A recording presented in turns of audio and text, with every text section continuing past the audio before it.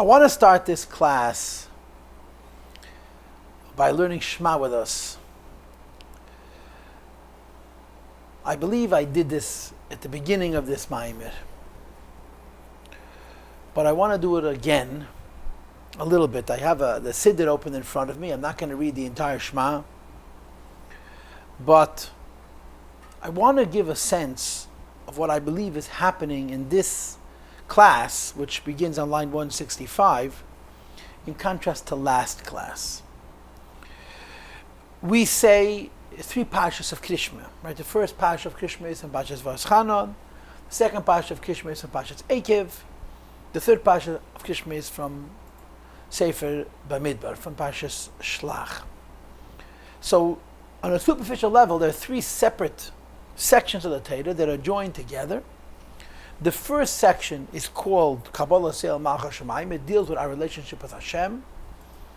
The second Parsha of Krishma is called Kabbalah Seil Mitzvahs, how our relationship with Hashem expresses itself in the doing of mitzvahs. And the third Parsha of Krishma, which is about tzitzis, is about Yetzias Mitzrayim, as the Alter Rebbe explains in Tanya, how Yiddishkeit emancipates. Judaism frees a person from all kinds of worldly constraints, and that's the ebb and flow. But of course, when these three parshas are put together, they become an entity. They become one conglomerate. They become a new being, which consists of three ideas: our relationship with Hashem, our service of Him through mitzvahs, and the emancipation that brings us, which is how we understand the first parsha, the second parsha, and the third parsha. So, what I explained to us over the last few classes is a little bit different, a little bit more, so to speak, than what I just said, that the first parsha is about our relationship with Hashem, the second parsha is our relationship with mitzvahs. What I tried to explain to you is that there's two models in our relationship with Hashem. One model of our relationship with Hashem is that we're intimate with Hashem. In other words, we're experiencing godliness. We're very spiritual, very in tune. And of course, as a consequence of that spirituality and that in-tuneness, we learn Torah and do mitzvahs. But those mitzvahs and that Torah is very, very inspired with the spiritual in-tuneness of the person. The second model is the person who's in Golus. That there's a lack of in-tuneness, a lack of spiritual awareness of HaKadosh Baruch Hu. But it doesn't mean that we have no relationship with HaKadosh Baruch Hu, but it means instead that the most important thing in our relationship with HaKadosh Baruch Hu is the mitzvahs ma'asyos, is the practical mitzvahs that we do. So, and the way I pointed it out, if you remember, the way I explained it to you is, if you look at the first parsha of Shema and the second parsha of Shema, you see a basic difference. The difference is that in the first parsha of Shema, you speak about Hashem, then you speak about learning Torah, and then you speak about putting on tefillin. In the second parsha of Krishma, first you speak about putting on tefillin, and then you speak about learning Torah. And what I explained to you is this, that the idea that first you speak about learning Torah, and then you speak about putting tefillin, this means that the Torah that you learn, which is a connection to the Ein Sof, spills over into the tefillin. In the second parsha of Krishma, where you first have to put on tefillin, and then you have to learn Torah, the idea is we're doing mitzvahs. Mitzvahs are represented by tefillin. And then we're learning Torah of how to do the mitzvahs. In other words, there's a big difference between the Torah in the first parsha of Krishma and the Torah in the second parsha of Krishma. The Torah in the first parsha of Krishma is a Torah of connection to Hashem, which spills over into the performance of mitzvahs. The Torah in the second parsha of Krishma is we're doing mitzvahs, and when we're doing mitzvahs, we're told, learn the Torah about how to do those mitzvahs. So I'm going to go a step further. And again, I'm teaching it to you this way. I don't know if... I can't remember where I saw this. I hope I'm not making it up. But if you pay attention, you realize that the first few psukim of the second parsha of Shema are a continuation of the first parsha of Krishma, and then the rest of the second parsha of Krishma is separate. In other words, if you look at Shema, the first few psukim, V'hoya im shameya v'nasati, and then v'nasati, are connected to the earlier parsha of Krishma, And beginning with Hishamru Lachem begins the second idea. In other words, assuming, as I'm explaining it to you, and I believe this is Pshat in this Maamar, at the first Parsha of Krishma is describing a very inspired Jew, from whose inspiration comes mitzvahs. This continues until V'savota. I'm going to explain it to you momentarily. The other Jew is the Jew who's uninspired. It's in Golus, and it's dark. And consequently, his Yiddishkeit is defined by this ritual performance of mitzvahs, and the Torah that he learns simply supports the mitzvahs that he does. So let's do this. Let's read Pashat Shema inside. I'm not starting from the beginning. I'm going to start from Vishinanta. I'm not going to give you long lectures. I'm going to give you a very short translation of the psukim. And my intention is at least briefly to show you these two types of Yiddishkeit. Okay, Vishinantam levanecha. You should teach to your children. What should you teach to your children? The idea that Hashem is one with the world and the love you have for HaKadosh Baruch Hu. And also the idea of that if a person desires Hashem, a person loves Hashem, a person wants Hashem, you can only have Hashem in learning Torah and doing mitzvahs and experiencing godliness. So the pasuk says, "Vishinantam levanecha," you teach them to your children. V'dibarta bam, you should discuss it. B'shivtecha b'veisecha, when you're sitting in your home. U'v'lechtecha v'derech, when you're walking on the road. U'v'shachbecha, when you lay down. U'v'kamecha, when you wake up. That in all conditions you have to learn the Torah, which inspires you with a love for HaKadosh Baruch Hu, with a desire for HaKadosh Baruch Hu, and then you have HaKadosh Baruch Hu in Torah and mitzvahs. And then it says, "Ukshartam lo'is hayadecha," you should tie the tefillin on your hand, "V'hayu le'tetafes beinenecha," which means that the inspiration of godliness that you have in the first Parsha of Krishma comes down into the mitzvahs. That the mitzvahs that we perform, even though every mitzvah is only one limb, one little piece of our relationship with HaKadosh Baruch Hu, each mitzvah carries that inspiration. First of all, on your body, and then of course, that you bring this godliness not just to your body, but to your home and to all of your worldly possessions. So, if we accept this idea, that in the first Parsha Krishma, we're talking about a very inspired person, in the language of last week, the Oiris Chassid is a great godliness being brought down from a higher level to a lower level. So now we continue. That when a Yid listens, pays attention, is in tune to godliness, Tishmu el mitzvah sai. So he hears, he's inspired with an even higher level of godliness, which is called mitzvah sai. Mitzvah sai is a level of mitzvahs which is even higher than mitzvah savaya. Asher nechi mitzvah escham that anechi commands you this day, la'avas havaya lekechem, that you should love HaKadosh Baruch Hu, la'avda, and you should serve Him b'chol levavechem, b'chol nafshechem, with all your heart and all your soul. That means to say that in the first Parsha of Krishma, he described a Mesiras Nefesh, that you become so in love with HaKadosh Baruch Hu, you're sacrificing yourself to HaKadosh Baruch Hu. And then now in this psukim, in this pasuk, he's describing that the godliness that you experience comes down into your life. If you do the mitzvahs, you bring the godliness into yourself. B'chol levavechem b'chol nafshechem. As you'll see, this is why it doesn't say in the second Parsha also u'b'chol mo'edechem, b'chol levavechem b'chol nafshechem. It doesn't say b'chol mo'edechem. Because in the second Parsha of Krishma, you're bringing godliness into yourself in a way that you're remaining you. Okay? Then it says, "V'nasati metar atzacham be'itay," I'm going to give you rain, yeiro malkish, early rain, late rain, v'asafta degonecha v'sireishcha v'yetzarecha. And of course the meaning of rain here means spiritual blessing. And the spiritual blessing translates into dogan tirish v'yetzer. Dogan means grain, tirish means wine, and yitzer means oil. And of course in Chassidus, these are three levels of Torah. Dogan means nigla de Torah, tirish, which is wine, is Kabbalah, and Yitzhar, which is oil, is what the Rebbe calls the Rozen Deraisa, the secrets of the Torah, which is of course Chassidus. That means to say that when you live a life of inspired Judaism, and the inspiration from this Judaism comes down into mitzvahs, the end of it is that you bring the godliness to yourself. B'chol levavechem, b'chol nafshechem, dagan tirish v'yitzav. V'nasati eisa b'sadcha lefamtecha, you give, the Eibishter gives grass to the animal, v'yachalta v'savat, and you're satisfied. In other words, there's even a transformation of the animal soul to such an extent that the godly soul can be satisfied. The nature of Kedusha is that it's never satisfied. And here it says, v'yachalta v'savata, when the nefesh abahamis is transformed, so even the nefesh alakis is satisfied. Stop. What I just did was I linked these first three psukim of the second Parsha of Kishma to the first Parsha. The first Parsha of Kishma is describing a Jew the way I explained it to you, who was living in the times of the Beis HaMikdash. Godliness is revealed, and he's very, very inspired. And it comes down, first of all, into his Torah, then it comes down into his mitzvahs, and then it comes down into his life. Here begins Golus. Hishamru lechem, I'm warning you. Pen yifta levavchem, perhaps your heart is going to be misled, seduced. Versartem, and you will turn. Va'avadatem elakim achedim, you will worship elakim achedim. V'shtachavisim lehem, and you're going to bow to them. Now, of course, the simple translation of the words elakim achedim means other gods. But in Chassidus, elakim achedim does not mean other gods.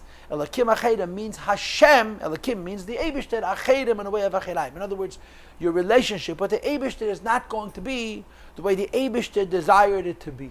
So, Sartem va'avadatem elakim achedim means you're serving Hashem. But you're not serving Hashem as the Eibishter wants you to serve HaKadosh Baruch Hu. And of course, there's a lot of different ways of interpreting what that mistake is. And one of those explanations is that you're so filled with divine spiritual light that you don't do mitzvahs. You just enjoy the godliness and you fail to do the mitzvahs maisis, which is very, very important. So the pasuk continues. Now when you read the subsequent psukim, it sounds like Hashem is punishing you. And it is. Hashem is punishing you. But if you look a little deeper, it's not just a punishment, He's giving you a different alternative. If we're going to accept this interpretation, that Vesartem v'avadatem elakim achedim means you're serving the Eibishter, but not as the Eibishter wants you to serve Him. So the pasuk says, "V'chora af havaya b'cham." Eibishter is going to be upset. V'yatzas hashamayim is going to interrupt the heavens. V'layiyem mata, there won't be any rain. V'adamo leititenes yivallah, the earth is not going to give its produce. V'avadatem meheira, you're going to be lost. Meha'aretz hateva, from the good land. Asher Hashem neisein lachem, which the Eibishter give you. How do you translate this pasuk? If a Yid is given godly light, great inspiration, like they had in times of the first Beis HaMikdash, and he abuses it. In other words, instead of the godly light resulting in his learning Torah and doing mitzvahs, and to use Kabbalistic language to bring down Eiris B'Kelim, to bring light into the vessels, the godly light results in serving a Lakim, the Eibishter, in a way which the Eibishter doesn't want, so he takes the godly light away from you. And that's what this pasuk is saying. The heavens, which are the source of the God light, is going to be stopped. There's not going to be godly inspiration which descends from heaven to earth. And as a result, the earth, like is not going to give you a rich produce, which means to say a rich sense of the experience of godliness. And you're going to be lost. Means from the good will. Oretz is in the word Ratzin. The Eibishter gave us godliness in a revealed way. And as a consequence of the godliness the Eibishter gave us in a revealed way, He was hoping we would serve Him in an inspired way. But if the godly inspiration which He gave us results in the lakim achedim, that we're not carrying through Torah and mitzvahs as He wants, He takes the inspiration away from us. And what are you left with? Not with nothing. You're left with a Yid in Golus. What is a Yid in Golus? That the godliness, the godly inspiration is taken away. But we still have Amunah, and we still have the capacity to mitzvahs maises. That's what now is written. V'samtem es devare eli. You should place these words al levavechem v'al nafshechem, on your heart and your soul. That when the Eibishter takes away the godly light, it doesn't mean that you're lost. It simply means that the Yiddishkeit has to take on a different priority. And what is that? Ukshartem lo oisal yedechem. V'hayu l'titavit b'neinechem. You should put on tefillin, which means you should do mitzvahs. And then it says, you teach your children. The only Torah you're able to teach your children now is the Torah of mitzvahs. In other words, you can't teach them a Torah which reveals godliness because the godliness has been removed. As you said in the first Parsha of Krishma, you're simply teaching them how to do the mitzvahs practically. And then of course, he goes on to say, you should teach your children. So again, he describes how you're teaching your children Torah, but it's a different Torah. The Torah you're teaching in the second Parsha of Krishma is what happens when the Eibishter turns the lights off. The godliness is gone. What we're left with is emunah and mitzvahs maisis, as it was in the times of Galus, and it was even the times of the second Beis HaMikdash. Then of course there's a conclusion to this which we're going to leave. Now I just taught you a Parsha Krishma.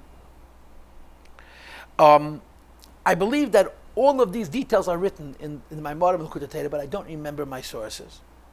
But if something that I'm saying doesn't have a source, the Eibusha is going to have to forgive me.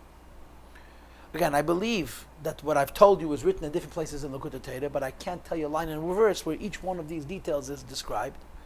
But what I'm trying to suggest is that the first three psukim of the second Parsha of Krishma, so to speak, follow the first Parsha of Krishma, at least to an extent. Why? Because the first Parsha of Krishma is describing an inspired Jew, and the second Parsha of Krishma is describing a Jew who's in a difficult situation. So what does our Maamar say? The inspired Jew means that the oir is chesed. Hashem is giving incredible amount of light. And the keli is gevura, translates the Maamar. That when Hashem gives you an enormous amount of godly light, your reaction is to raise yourself up and become Maamar HaKadosh Baruch. The second Parsha of Krishma is not like that. The second Parsha of Krishma is that the oir is gevura.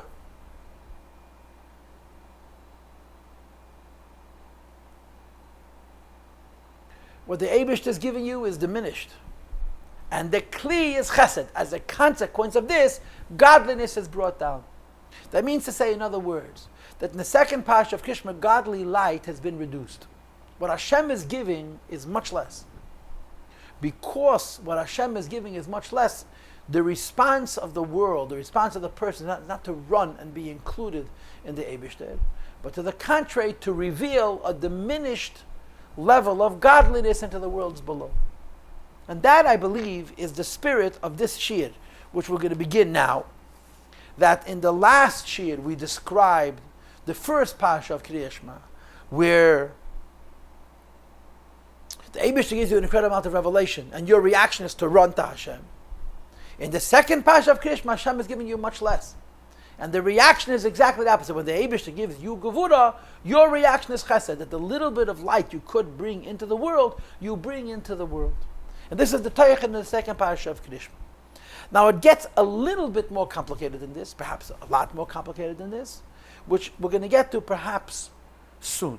But this is the introduction that I wanted to give to today's class. Oftentimes I give introductions by telling stories. Today I gave you an introduction by very quickly, perhaps too quickly, updavening a pirush of the first and second Parsha of Krishma. And by the way, if you want to get this in a longer version, if you go to my website, inside Chassidishe.org, in my Tefillah section, not in my Chumash section, in my Tefillah section I gave a class in each of these three Parshas of Krishma, and I explained it more or less this way. So let's go to the text, line 165. V'chol zeh. Everything we learned last week was beParsha Rishena, as the first Parsha of Krishma. What's the first Parsha of Krishma? Shema Yisrael is Yisrus L'tat. Havaya Lekeinu, Havaya Echad is godliness, Ein Sof, being brought down first into Chochmah, then into Binon, then into Midas, and then through Baruch Shem Kved Malchus, it's even being brought down into the lower worlds. And as a result of the fact that the Shema Yisrael brings such an intense godliness down into the world, the reaction of the Yid is to run towards HaKadosh Baruch.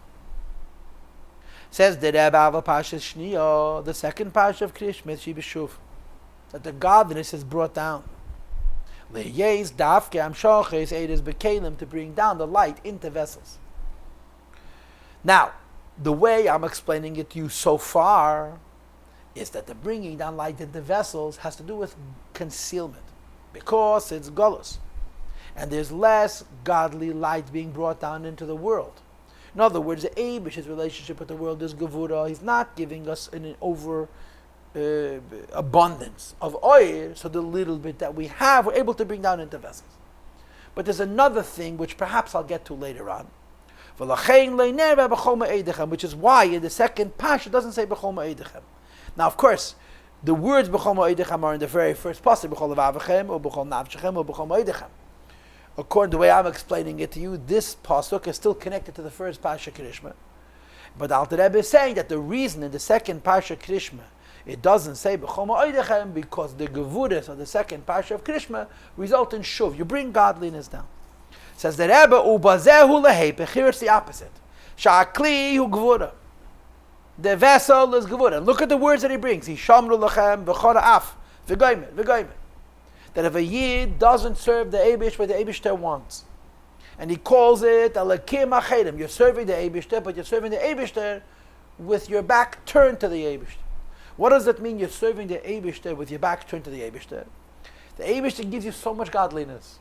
And what does he want from you? He wants you to take this abundance of godliness and bring it into mitzvahs. But you say to yourself instead, there's so much godliness, I want to run to Hashem and separate myself from the world, not bring the godliness down into mitzvahs, so the Eibush takes the godliness away. Like it's explained in Chassidus, there's a lack of moisture, there's a lack of gilui, because Hashem takes away the godliness and you're left, so to speak, in the dark. And therefore, when the Eibishter sees that the Eibishter gives us godliness, an abundance of godliness, and we use that godliness not the way He intends for us to do it, to bring it down into this world, but in some other way, He removes the godliness. And when He removes the godliness, it's dark in terms of what the Eibishter gives us. The removal of the godliness, which the Eibishter affects, as described in the second Parsha of Krishma, actually results in a chesed. In other words, when Hashem takes away the Ein Sof, which He gives us, the little bit that's left over, we're actually able to bring down. When Hashem gives us Ein Sof, what happens is it creates Ratzu. We want to become Batal Ta'akadosh Baruch. When Hashem distances Himself, so to speak, we're able to focus on the physical mitzvahs and bring godliness down, which is called chesed, albeit it's a much lesser chesed. And that's how we understand the second Parsha of Krishma, who b'shem ab, it's the Eibishter's name, Ayin Beis, which is 72, shu b'chesed, which is in chesed, bracket, because chesed is b'gematria, ab, chesed has the numerical equivalent of 72, and in a moment we'll see how the Rebbe is going to explain the significance of the 72. So, the idea that we learned in the beginning, that the first Parsha of Krishma, however we count it as 42 words, and 42 is the name of Gvuras, and the second Parsha of Krishma has 72 words, and 72 is Pashat Begematria, Chesed, is what? That when the Eibishter gives us too much, we react with Gvura. It means separating ourselves from the world and attaching ourselves to the Eibishter. When the Eibishter gives us less, we react with Chesed, that the little bit that the Eibishter gives us, we're able to bring down into this world. And he brings a very unusual mashal. Sha'chesed nechlak la'ayim beis bechinas. The midah of chesed Eibush is divided up into 72 categories, criteria. Heim ayin beis gesharim, which is the 72 gesharim. The literal translation of the word gesharim is bridges. But I believe that in context, this is more like a dam than a bridge, where you have an incredible concentration of water, and you dam it. Not you dam it, you don't let the water come through at all. The water should come through many lesser channels, so you can focus the water, and you can utilize that focus in a constructive way, because each one is more limited. This is a concept which is brought in Kabbalah Sfarim, this idea of damming the water so that each channel is more limited, and it can come down to the lower worlds in a constructive way. Ve'inyan Gesher, the concept of this bridge, with these 72 channels, as Kamesha Eisen al Derech Moshel al Pnei Hamayim, you have a very strong body of water. This obviously means a river. And you have Gesher, a bridge. And of course, the simple translation of a bridge is that you're going to pass across on top. But here it's much more than simply creating a bridge, so you should pass across on top. It's actually limiting the water so that it should be more manageable.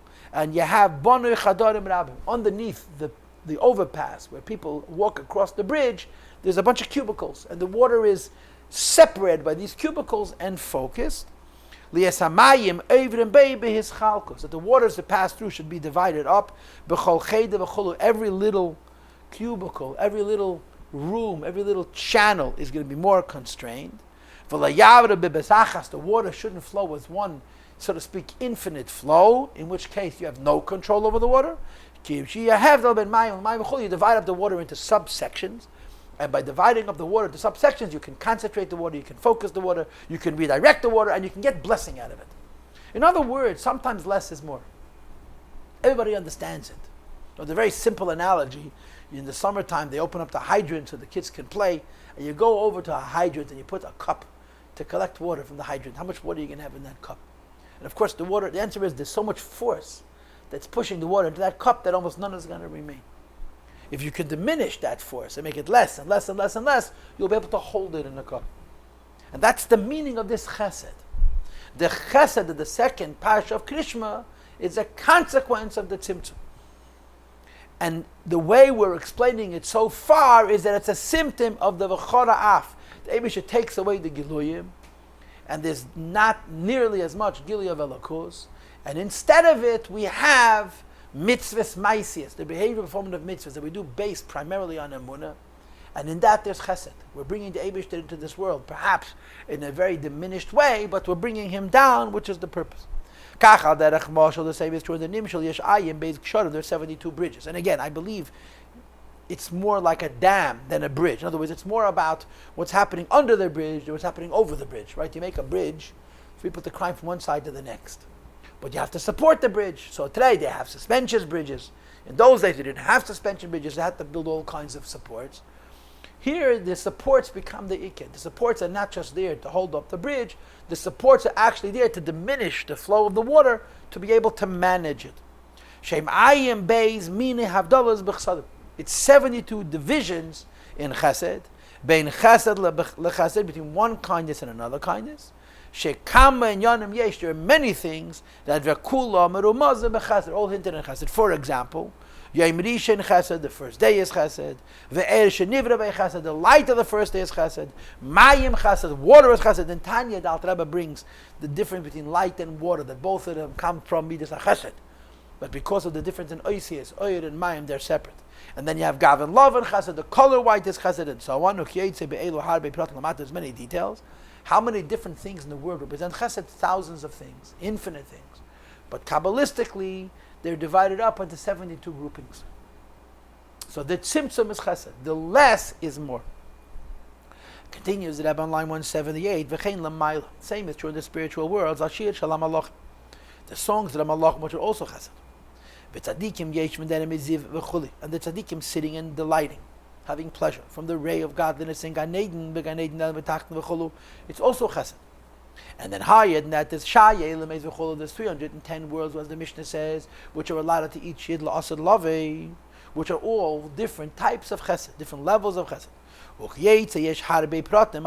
The number of details of kindness that exist in the creation physically and spiritually is virtually infinite.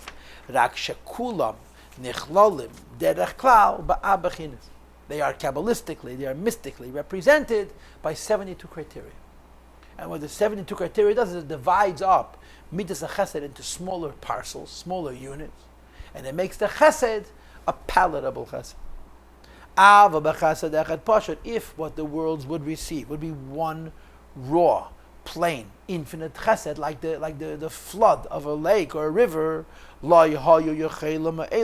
would be impossible for the worlds to be able to receive it in a way that's constructive. It's too forceful. Which is the way we explain the challenge of the first Pasha Krishma. There's so much godly revelation that the reaction is gevuras. Only when you have pathways that constrain and the chain reaction of worlds diminish and divide, Began Eden and the higher Gan Eden in one way, or Began Eden and lower Gan Eden in a different way. There should be separately chesed connected to light, separately chesed connected to water, and so forth. Then the chesed becomes constructive. And now the Rebbe moves on to something else. V'lachein Shem Ab. The Eibishter's name, which is Ab, right? We know before that the Eibishter has a name of Mab, which is 42 words, or 42 letters. Shem Ab, the Eibishter 72, also has 72 words. And it says in many, many Kabbalahs for them. I think it's even in Shas someplace.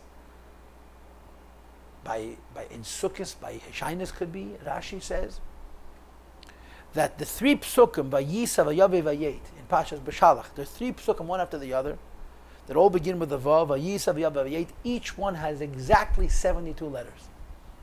What are the odds? 3 psukim in succession, that each one has 72 letters. And these 3 psukim, 72, 72, 72, represent the Shem Ab. Now, at the very end of this Maamar, Mamash, the last line, he speaks about the way the Shem Ab works. And if you want to look it up, take Teira Shlema from Menachem Mendel Kasher.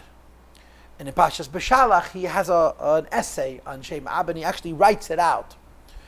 It's the first letter of the first pasuk, the last letter of the middle pasuk, and the first letter of the last pasuk. So if you have 72 names, we have 72 lines. One letter from one pasuk, the last letter from the second pasuk, and again the first letter of the third pasuk. And as you would go lower, it would shift. In other words, at the bottom, the first and the third pasuk would be the last letter. The middle pasuk would be the first letter. And there's explanations why it's called Yashar v'Hafar v'Hafach v'Yashar. This is Kabbalistic stuff. The Rebbe, Alter Rebbe, is going to give us a possible explanation. But the Alter Rebbe here wants to make a different point. And what's the point?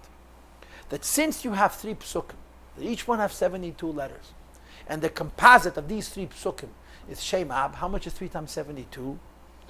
3 times 72 is 216. 216 is Begematria Aryeh, Aleph Reish Yud K is 216, and it's also Begematria Gevura. Look inside. That Bechol Shem Gimel Eisi is the Gematria Reish Yud Vav is 216, which is Begematria Gevura. Gevura Reish is 200, Gimel and Beis is 5, Vav is 11, and the other 5 is 16. So the Rebbe says the highest name of the Eibishter, the Shem Ab, has a remes for Gevura. Why? Because if godliness is coming from heaven to earth, it's through tzimtzum. You know, there's the Maamar Gemara, which the Rebbe brings in Tanya, b'mokom shatameitze gudulase shalakadosh baruch hu sham atameitze anves enusei. If the Eibishter is being revealed to you, it's a tzimtzum. If you can experience godliness, it's a Gevura. Because if the godliness which you're experiencing is what godliness really is, it's totally overwhelming.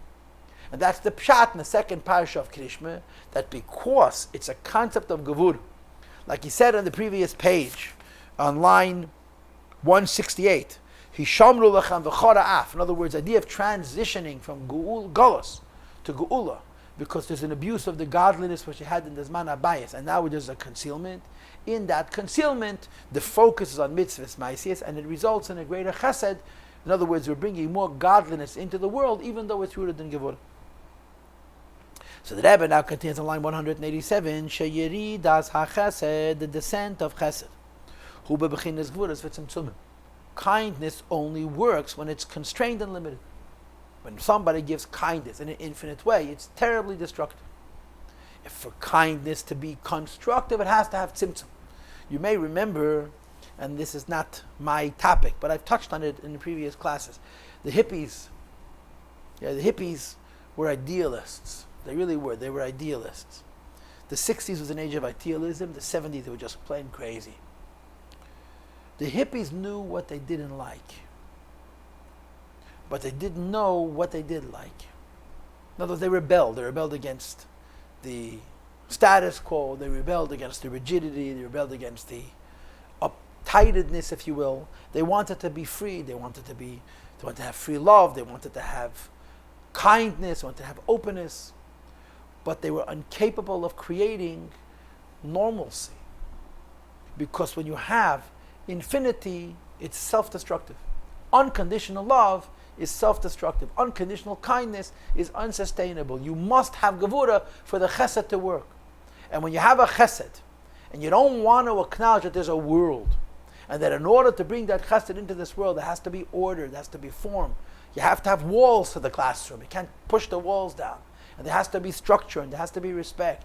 And you just want to have what Chassidim used to call in the olden days, holokausts, just be very wild and unconstrained. It's not sustainable. It cannot last. It self-destructs. As we saw, in fact, the legacy of the hippies is the worst narcissism, more narcissism than the narcissism against which they rebelled. Because their idea was very good, but chesed that doesn't have Gevura isn't chesed. It's toihu. It can't be brought down into the world. Chesed is chesed when it adds up to Gevura. And that's what the Rebbe now says. For a kindness to come to the world and to be kind, in fact, it has to be limited. Like it says in the Mishnah, that rain comes down with strength. Mention of rain is in the second bracha of Shemini Esrei, which talks about the Eibishter's Gevura and constraint. In order for the rain to come down, there has to be a quality of Gevura. Now, when you learn in the Maamar Chassidus about Gevura, when it comes to rain, there's different explanations. The explanation that's relevant to us is that if rain comes with too much strength, it destroys the world. In order for the rain to come from heaven to earth in a way which is good and constructed, there needs to be an element of gevurah. It has to be limited. It comes down in drops rather than in a flow or in a torrent, and so on. That agam shageshem maraves haaretz, even though the purpose of rain is chesed, to satisfy the earth with moisture. And it gives birth and it sprouts. It provides seeds for those who need the seeds, to plant the seeds, and bread which we're going to eat. In other words, the rain is the basis for all kinds of chesed, and at the same time, in order for this chesed to be functional, it has to be through gevuras. Even though rain is such a wonderful gift from HaKadosh Baruch Hu, and is the basis for so much kindness, has to come down dafka through gevuras, but meshayed, deep and it comes down in droplets. It must be subdivided to many drops. It shouldn't be a flood, and create a destructive flood, because we all know Hashem didn't create this world for it to be overwhelmed by godliness, but rather it should be settled. And that's why the Eibishter made it bebchinas kelim, that there should be vessels, and that into these vessels the light should come, and the light which comes into the vessels should come into the vessels in the kind of way which is constructive and not destructive. You have to have constraint. There should be a possibility in the vessel to be able to receive the light. So the second bracha of Krishma, which is predicated on Gevurah, and the second bracha of Krishma, which is predicated on Gevurah, is actually the basis for a chesed. But as I explained it to you so far, I linked it to Golus. Right? How did I explain it to you? I explained it to you that the Eibishter gives us a lot of light, and there's a spillover from the first Parsha into the second Parsha. And the Eibishter says, if you stop serving the Eibishter, where the Eibishter wants to be served, then there's v'chora af, and so on and so forth. Hashem takes away all the light, and all we have is amunah and mitzvahs ma'asyos and a chesed, which is diminished, as we explained earlier. But there's another aspect to this. In other words, now I'm going to complicate it further.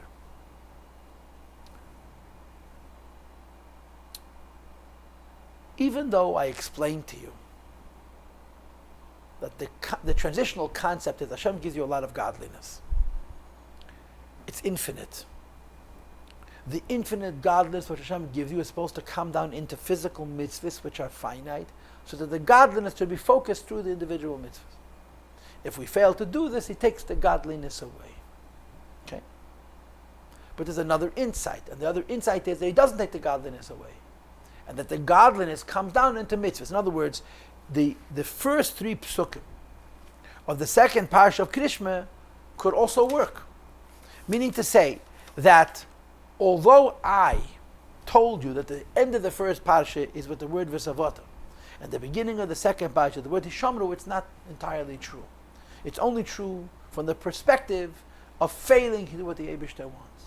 The other way of looking at it is the Eibishter gives you godliness in the first Parsha Krishma, and then the Eibishter gives you mitzvahs in the second Parsha of Krishma, and you successfully bring the godliness down into worldliness, in which case you don't need to have a golus at all. And that's what the Rebbe now says. V'hine, hamshachas oyer zeh bekli, the Parsha Schneur de Krishma. This idea that in the second Parsha of Shema you're bringing godliness down into worldliness. He b'mashakasaba b'chol nafshechem. That you have to serve Hashem with all of your soul. In other words, you have to fill your entire soul with godliness. The Hainu, when he explains, you have to fill yourself with godliness, and God forbid there should be a chilul. Chilul means an emptiness, a vacuum.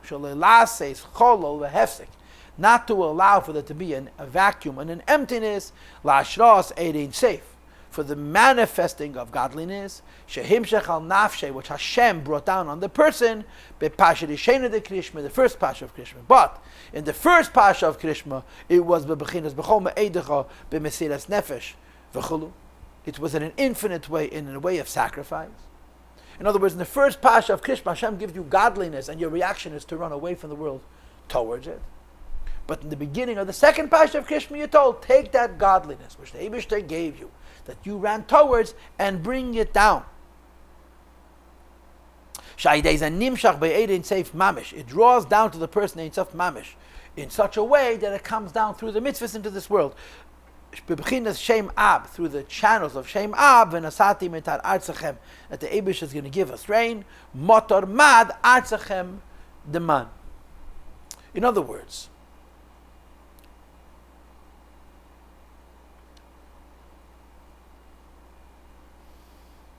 the second parsha of Krishma talks about mitzvahs. And mitzvahs are always shuv.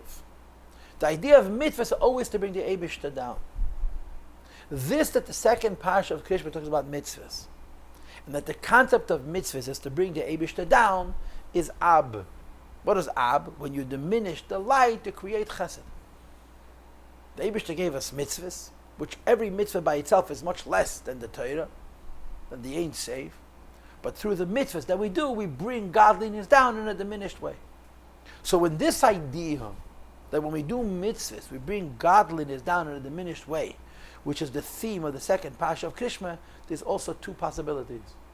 The first possibility is that in the times of the Beis HaMikdash, the Eibush gives you infinite light. And in the first parsha of Krishma, your reaction is Mesiras Nefesh. And at the beginning of the second parsha of Krishma, you do the mitzvahs practically, and you bring the godliness down, which is also fulfilling the Eibush's intent without a churban. And that's the pshat. V'nasati mitar arzachem. The Eibush gives us rain. Rain is the chesed which comes from heaven to earth. And why is the Eibush giving us rain which comes from heaven to earth? Because of arzachem, because of our making vessels for the godliness to be brought down. So the complication that I'm now adding to this class is that although we are separating the first parsha of Krishma from the second parsha of Krishma after the first three psukim of the second parsha, but in a slightly different way, that's also not true.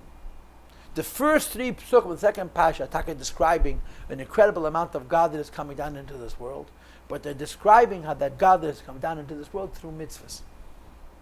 And the idea that the godliness coming down into the world through mitzvahs is also connected to the theme of Ab, that when you have a tzimtzum, you have chesed in the world. The later psukim talk about when the Eibishter removes the godliness because we didn't do what we're supposed to, and then we're left only with the mitzvahs ma'asiyos and a much diminished chesed. So in the second parsha, you have two concepts of a mitzvah. A mitzvah which reveals godliness in a reduced way and brings it into this world. That's the first few psukim. And a mitzvah which reveals no godliness because there's a maimed the matzav of galus, and then the chesed which comes from that gevura is a much diminished godliness, but it also brings godliness down into this world. And I believe that the Alter Rebbe intends for both of these ideas in this maimed. In other words, when he said on line 168, he was describing a galus concept. And when he says over here, that's on line 195, he's talking about a gula concept. Two ideas in mitzvahs.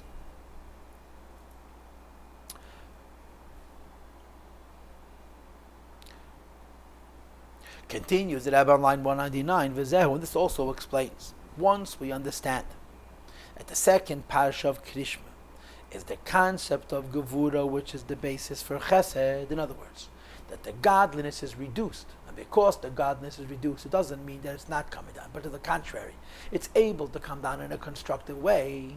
And as we explained a few minutes ago, there's two aspects to the diminution of the godliness which causes the godliness to come down. The first is in this manabayis, b'chol nafshechem v'leite chalalu, and the second is shamru lechem v'chora afadishem v'chem v'samtem as avari eile, where the godliness is altogether removed, and all you have is mitzvahs, maisis, and the chesed and godliness which is going to come from that is going to be much less. So in order to describe how when we do mitzvahs, in other words, when we bring godliness down, when mitzamtzem mitzvahs into mitzvahs, the Eibishter gives us schar.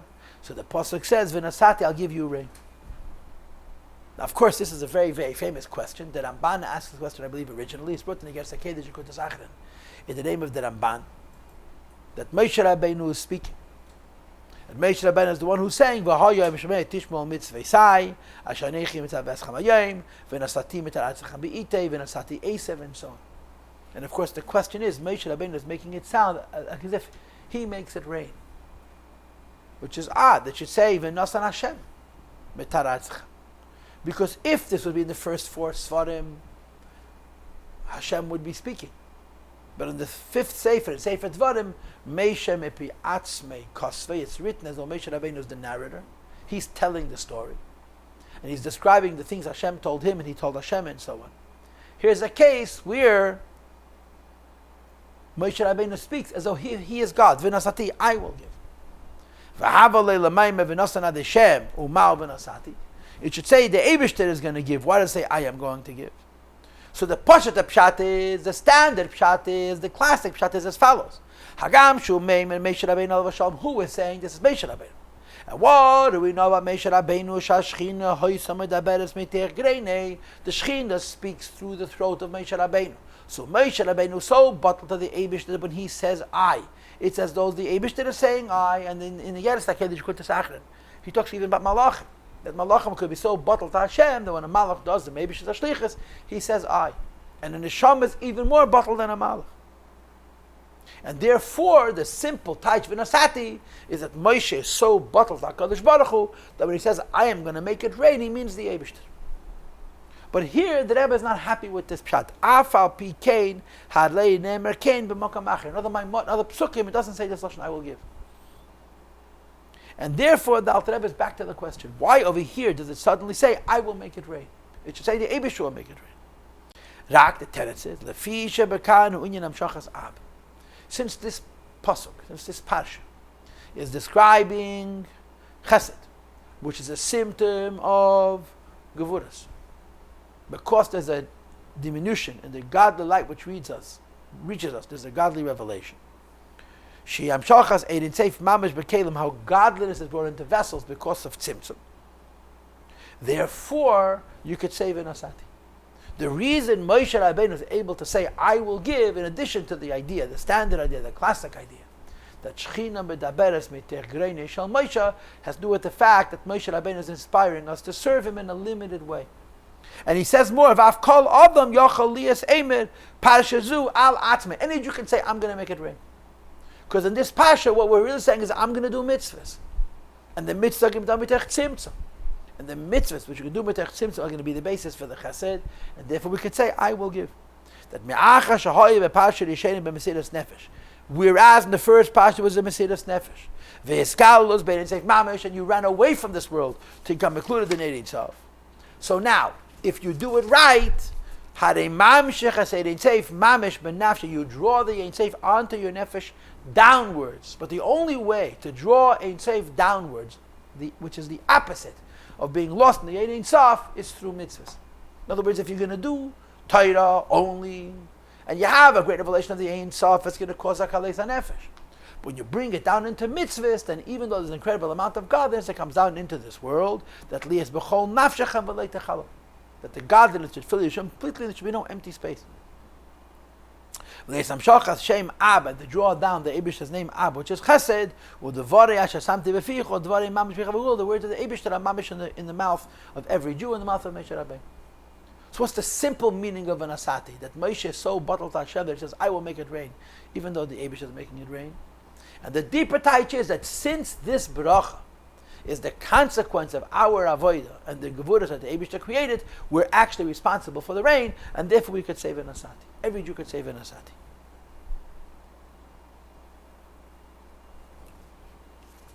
So I just want to repeat again that it seems to me that the Alter Rebbe here, when he's talking about the second parsha of Krishma, and describes how the second parsha of Krishma has to do with gevurah, and as a consequence of that gevurah, there's actually chesed. Ab, there's two concepts. And the Zman Abayis means that Yid has all this godly inspiration, but he doesn't forget to do mitzvahs ma'asiyas, and to bring the godliness down through the mitzvahs ma'asiyas. That's one idea. And the second idea is that if we don't do what we're supposed to, or there's a matzav of churban and a matzav of galus, so without the godly light, we do mitzvahs with emunah alone. And when you do mitzvah emunah alone, you're also bringing down the chesed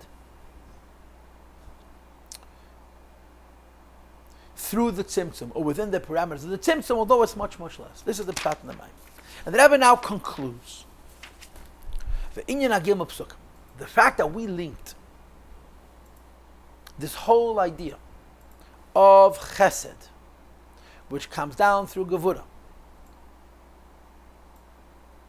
And we linked it amongst other things to the Eibish's name Ab, which is 72 letters times 3, which is 216 letters, which is Be'im Shem, which is even Gvura,